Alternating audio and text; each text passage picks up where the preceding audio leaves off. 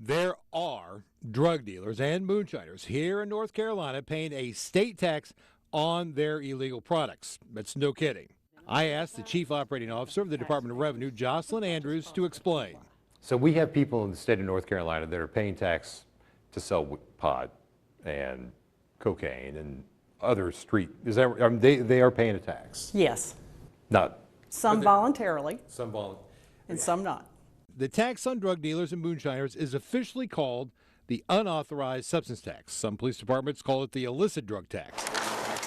The dealers fill out a form, pay their tax, and they get a stamp. It's pretty straightforward. The form doesn't require a name, just an address where the Department of Revenue can send the stamp, or you can buy them in person. Somebody who's buying the stamp, how are they guaranteed that you won't call Raleigh and say, hey, we got a guy that just bought 4 stamps to sell cocaine?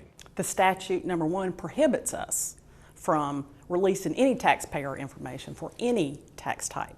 But it's also very specific to this tax type that information cannot be turned over to law enforcement. Make no mistake, this is not a license to legally sell drugs or illegal liquor. It is, however, a vehicle for police and the Department of Revenue to collect taxes from an otherwise untaxed black market. Do we have people that are actually paying the tax to sell the products that they are selling? We have people that buy the stamps, which are the stamps are supposed to be affixed to the controlled substance. So they do buy the stamps. We do sell those. Marijuana is taxed by weight. Stems and stalks are taxed at 40 cents a gram. The leafy part of the plant, which is the part that is sold on the street and the part that you see most people smoking, is $3.50 a gram. Remember, there are no exceptions under the current law for personal use marijuana. Tax on cocaine, $50 a gram.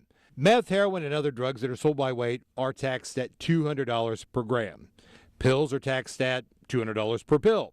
Moonshine, $12.80 a gallon.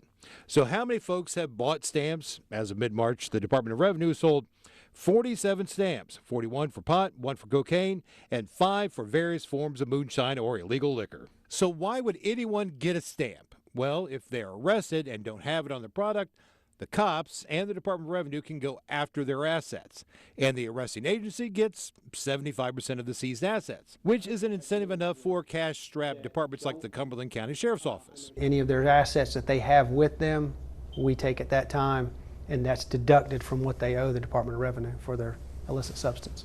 Are people surprised by this? They are and they aren't. The lifetime dealers know that this is just a part of doing the business. The people that we get that are kind of younger or new to having narcotics and getting caught with larger amounts, it is to them. We've had several people that just know that they're going to get that tax warrant when we arrest them. Sergeant Sean Swain says that one veteran dealer wrote a $32,000 check just to cover his tax lien. Have you ever come across a stamp? We have never come across anybody who had a tax stamp. Tax-dodging drug dealers helped the Cumberland County Sheriff's Office pay for 4 brand-new patrol motorcycles. Richard Essex, CBS 17 News.